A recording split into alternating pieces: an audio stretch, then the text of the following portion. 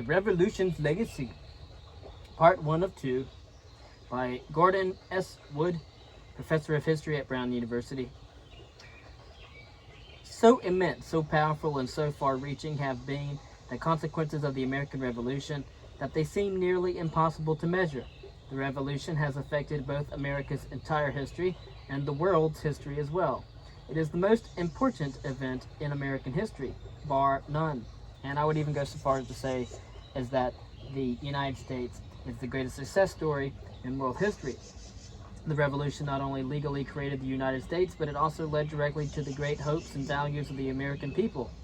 Their noblest ideals and aspirations, their commitments to freedom, constitutionalism, the neutrality of government in religious matters, the well-being of ordinary people, and especially equality, came out of the Revolutionary era. Of course, even though African Americans were enslaved at the time, and the Native Americans were removed for a long time. Of course, though, apart from these ideals and beliefs constitute the driving force behind all of America's subsequent progressive reforms. Everything from the abolition of slavery to women's suffrage to civil rights.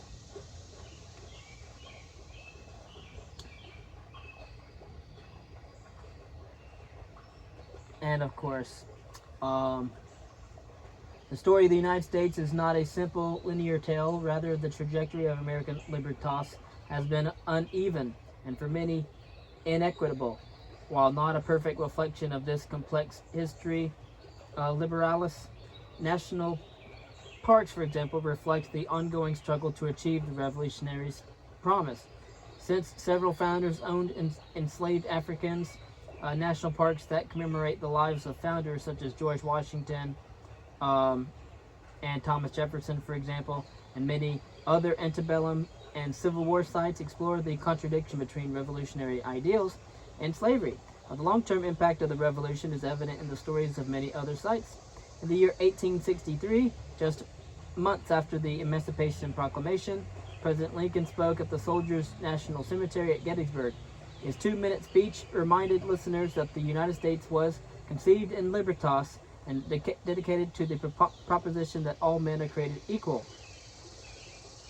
equalis, a clear reference to the Declaration of Independence. But similarly, visitors to Seneca Falls in New York discovered that delegates at the Women's Rights Convention symbolically modeled their declaration of sentiments on the Declaration of Independence. And on the 28th of August in 1963, Martin Luther King Jr. used his I Have a Dream speech at the Lincoln Memorial to explain that when the architects of our republic wrote the magnificent words of the Constitution and the Declaration of Independence, they were signing a promissory note to which every American was to fall heir. In addition to civil rights, the preservation of civil liberties is fundamental to American freedom.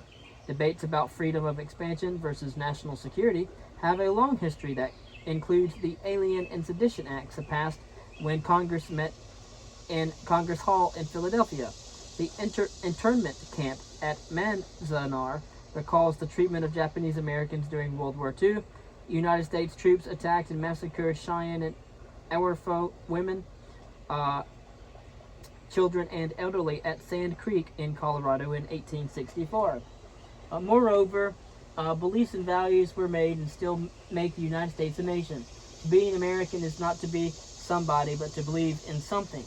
That is why the United States has always been particularly receptive to immigrants. People from every part of the world have come to America and have become American citizens simply by subscribing to these beliefs and aspirations. These common ideals and values are what holds Americans together.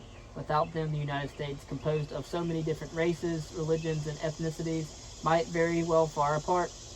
When there was a fundamental disagreement over these ideals and values in the middle of the 19th century, the United States did in fact fracture in a bloody civil war. Only President Abraham Lincoln's steadfast belief that the United States was a grand experiment in self-government and the last best hope for democracy in the world brought the nation through the crisis. As Lincoln suggested, the American Revolution may not be just the most important event in American history. With the collapse of the Soviet Union, the USSR, the discrediting of communism, and the emergence of the United States as the most powerful nation in the world has ever seen, The American Revolution may also have become the most important event in modern world history. Again, we have constitutionalism.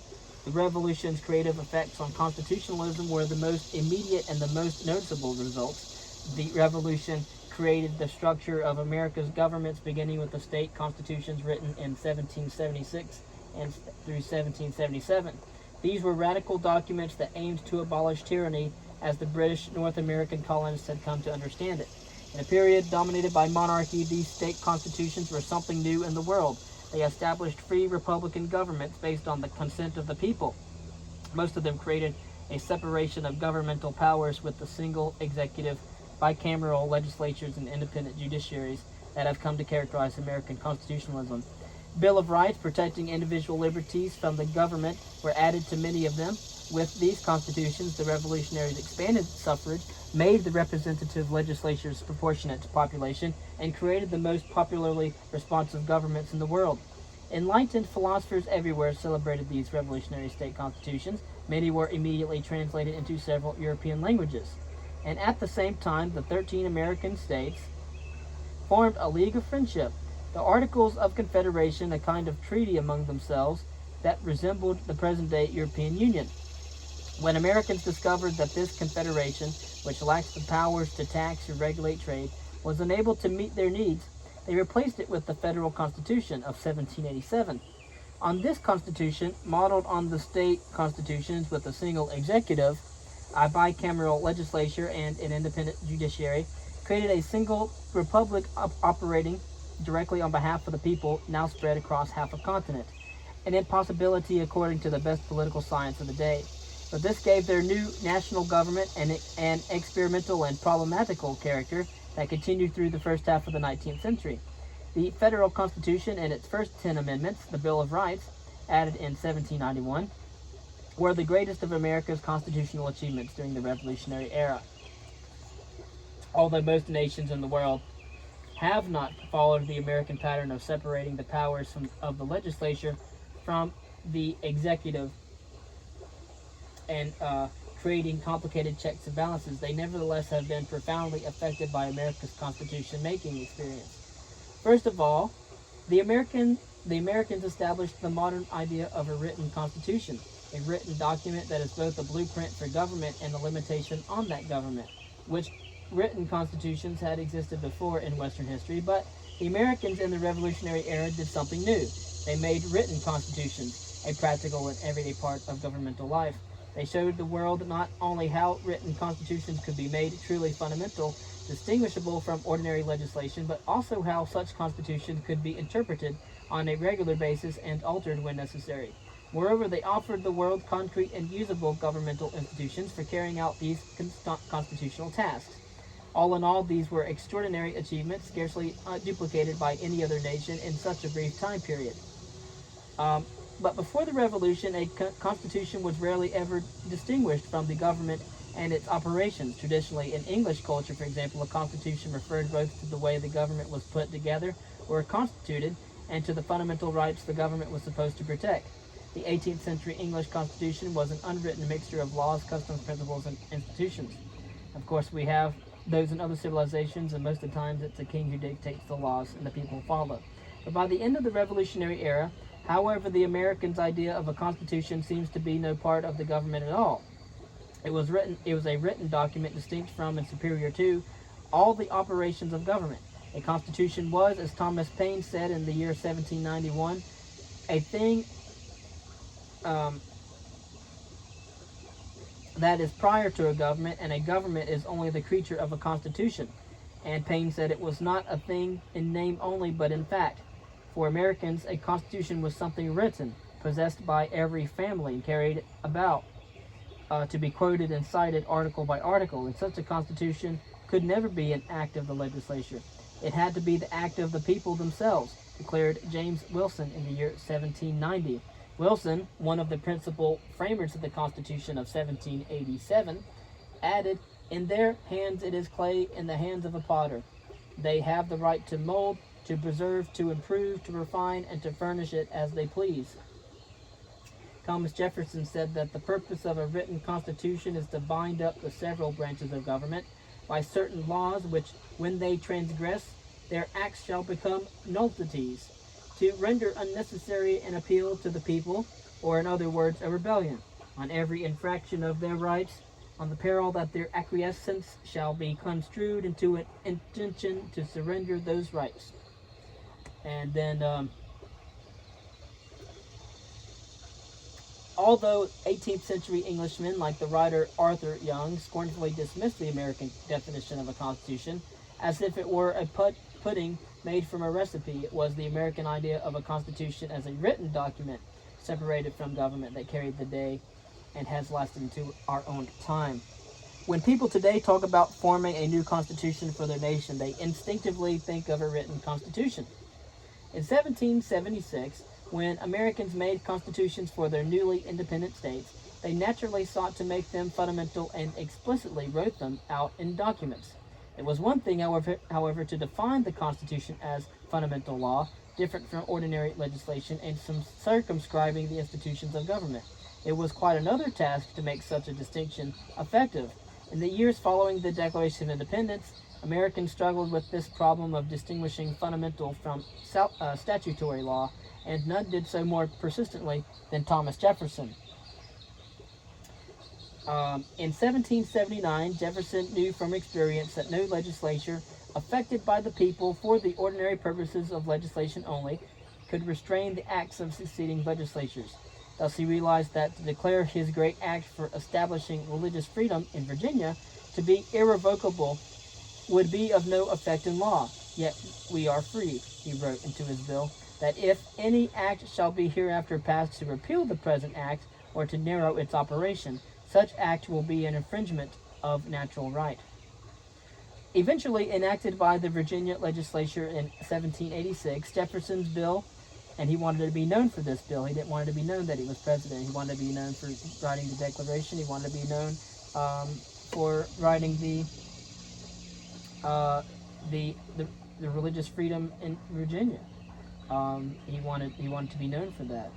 Jefferson's bill contributed to one of the greatest of America's constitutional achievements, the separation of church and state. And as a secularist, this is why he did it. But of course, nowhere else in Christendom did religion become so free of government. And yet nowhere else did religion flourish as it did in the early 19th century evangelical America. But other enlightened states in the 19th century developed high degrees of religious toleration. But only the United States neutralized the role of government in religion, creating true religious freedom that was eventually protected by the first of the Bill of Rights. The First Amendment of the Bill of Rights, ratified and added to the United States Constitution in the year 1791, is that Congress shall make no law respecting an establishment of religion, nor prohibiting the free exercise thereof, or abridging the freedom of speech, or of the press, or the right of the people peacefully to assemble, and to petition the government for redress of grievances. Still, the problem of distinguishing fundamental law from statutory law raised by Jefferson was not easily solved, and he and other leaders continued to seek some means of making constitutional principles superior to ordinary legislation. And to make the Constitution truly fundamental and immune from legislative tampering, it would have to be created, as Jefferson put it, by a power superior to that of the legislature. By the early 1780s, the answer had become clear. To render a form of government unalterable by ordinary acts of assembly, the people must delegate persons with special powers. They have accordingly chosen special conventions or congresses to form and fix their governments. And this was quoted by Jefferson. Massachusetts had shown the way. In the year 1780, Massachusetts elected a convention specially designated to form a constitution, and then had placed that constitution before the people for ratification. When the Philadelphia Convention drew up a new constitution for the nation in 1787, it knew what to do. It declared that the new constitution had to be ratified by the people, meeting in state conventions called for that purpose. Constitutional conventions and the process of ratification made the people themselves the actual constituent power. These devices were distinctive contributions the American Revolution made to world politics. But the idea of special conventions to draw up or amend constitutions and the process of popular ratification of constitutions were not America's only contributions to constitutional understanding. With the conception of a constitution as a fundamental law, immune from legislative encroachment more firmly in hand, some state judges during the 1780s cautiously began to impose restraints on what the assemblies were enacting as law. They told the legislatures, as George Wythe, judge of the Virginia Supreme Court, did in the year 1782, quote, "Here is the limit of your authority, and hither shall you go, but no further," end quote. These were the hesitant beginnings of what would come to be called judicial review, that remarkable practice by which judges in the ordinary courts of law have the authority to determine the constitutionality of acts of the state and of federal legislatures. The development of judicial review came slowly. It was not easy for people in the 18th century, the late 18th century, to believe that unelected judges could set aside acts of the popularly elected legislatures. This seemed to be undemocratic usurpation of power. But as early as 1787, James Iredell, soon to be appointed a justice of the newly created Supreme Court of the United States,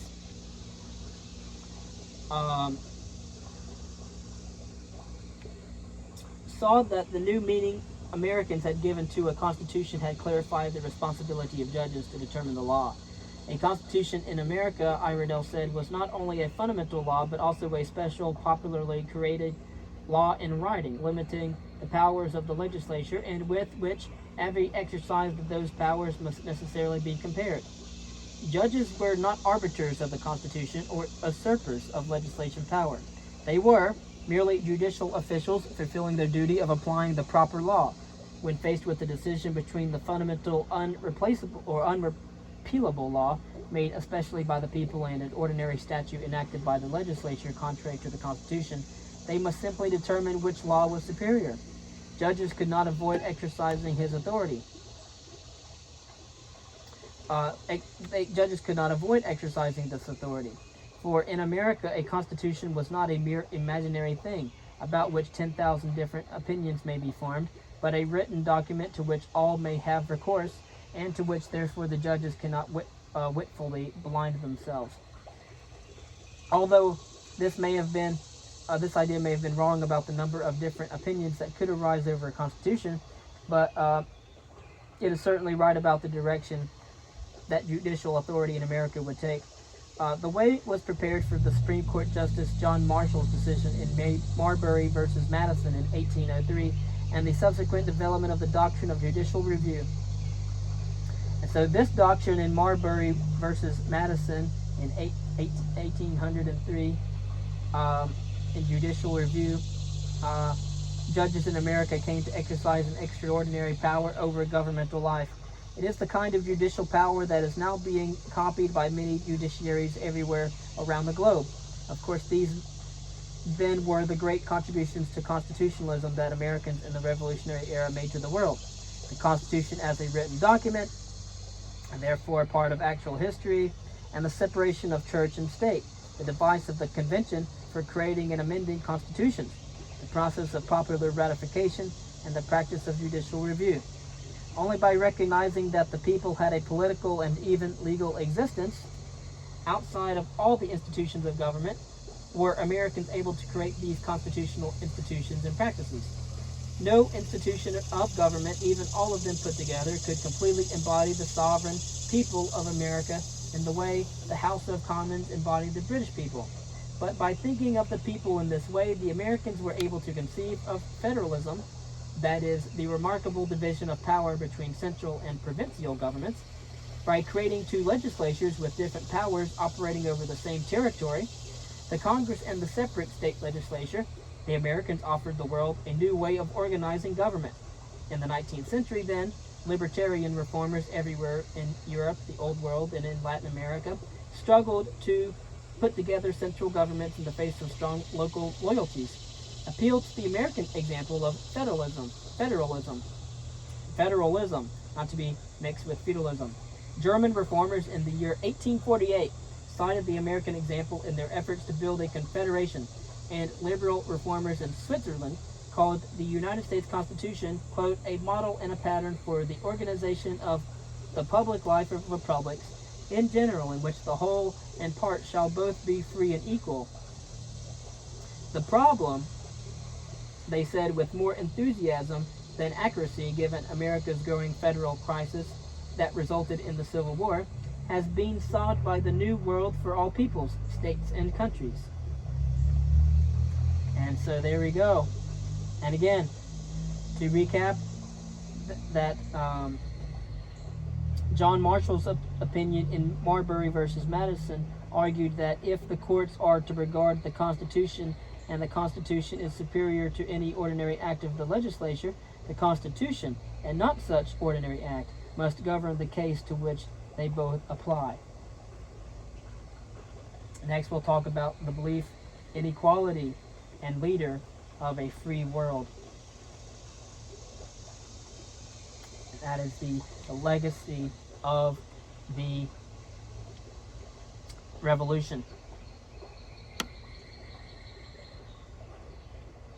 Constitutionalism, freedom, and equality. And Libertas.